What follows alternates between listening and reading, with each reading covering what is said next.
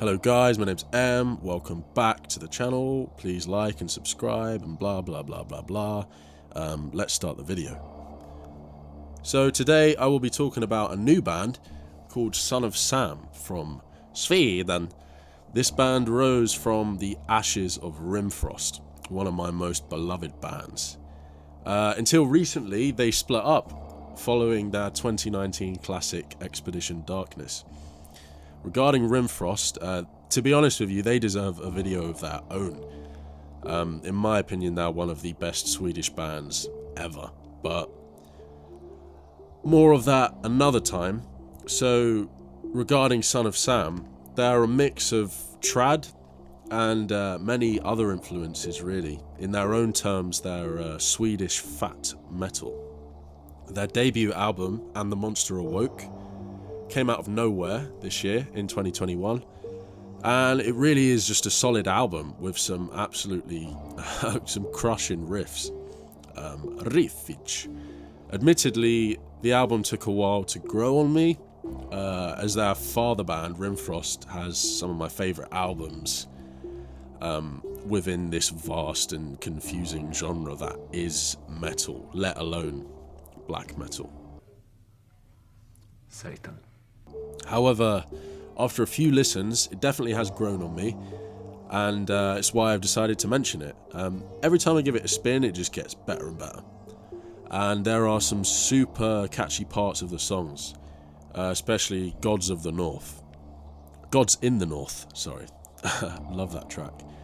There's a part in the song Vengeance, about halfway through I think, where the really awesome main riff is slowed down and it just sounds so heavy, and the pace has that classic rock and roll dun dun dun dun dun dun dun dun to it.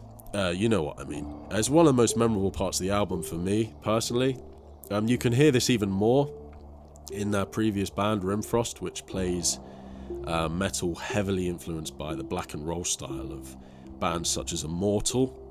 At least to me, they're the founders. Immortal, that is. Personally, it's one of my favourite kinds of black metal, probably my favourite, because it just sounds so good.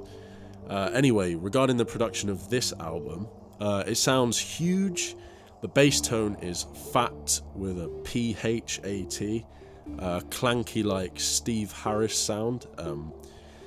It's like Steve Harris joined early in Flames. It's very similar to 2016 self-titled album which Rimfrost put out in terms of the production sound.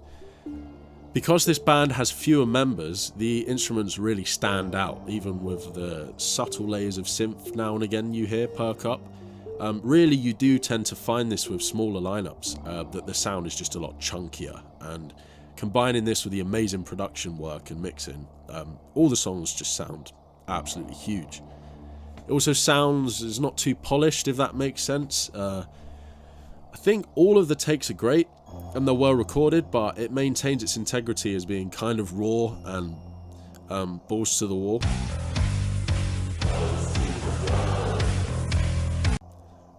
I think most of the production was carried out by the band themselves, actually, but correct me if I'm mistaken. I might be wrong. I don't know. The album kicks off with 80s synths akin to Ennio Morricone's soundtrack to The Thing, and then it kicks into some really cool guitar, drum and bass work, which transitions perfectly into the next track, titled I Am. Also, somewhere in that song there's a lyric which reads, "Born in sin, come on in." Now, I'm pretty sure this is a Stephen King reference to Storm of the Century. It might not be, but I'm pretty sure it is, and nice.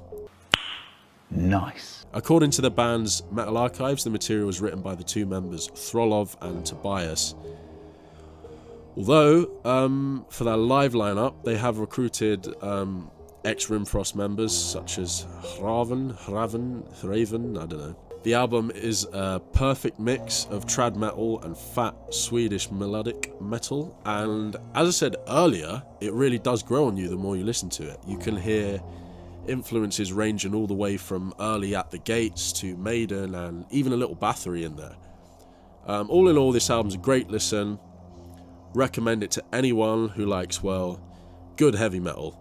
And I'm really looking forward to future releases from these guys, and maybe if we get super lucky, some new Rimfrost material. Maybe. Anyhow, that is enough regarding my thoughts on this album and this band for today. I'll be putting out more stuff soon. Any suggestions, let me know. Please follow my band on Instagram at Black Congregation Band. We're currently in the process of finishing up production for the debut album, which will be released next year. And until next time, stay crispy. Crispy.